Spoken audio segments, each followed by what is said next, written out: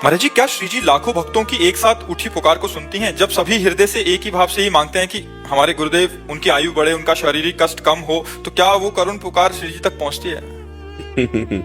सुनो भरत भावी प्रबल बिलखि कहो मुनिनाथ, हानि लाभ जीवन मरण जस अपजस विधि ये पहले से निश्चित हो चुका है, उसको नहीं टाला जा सकता।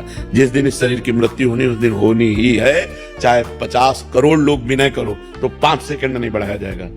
ये अगर बढ़ाया जा सकता, आप विचार करके देखिए, तो जिनके पुत्र भगवान श्री राम हैं,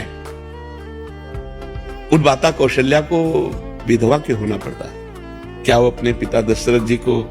लेकिन नहीं, आयु खत्म वो खत्म। हमको डॉक्टर ने कहा था कि बाबा आप संत हो, इसलिए आपका कोई गार्जियन नहीं कि मैं उससे बात कर सकूं, तो आपसे डायरेक्ट बात करता हूं। आप 2.5 वर्ष या 5 वर्ष, आपकी जिस किडनी की जो हालत है वो आप 2.5 वर्ष या 5, आज के 20 वर्ष पहले कहा था 2.5 वर्ष या 5 वर्ष, और 4-5 डॉक्टर मिलकर के, ऐसा स्वामी श्री राम सुखदास जी के संतों ने वो सब व्यवस्था की थी। हम तो अकिंचन भिक्षावृत्ति से जीते थे, हमारे पास तो एक पैसा भी नहीं था। तो उन्होंने कहा कि आप 2.5 वर्ष या 5 वर्ष, तो मुझे कुछ भय नहीं लगा, मुझे लगा कि बहुत कम समय में भगवत प्राप्ति हो जाएगी। 2-2.5 वर्ष में या 5 वर्ष में भगवान मिल जाएंगे। 20 वर्ष हो गए।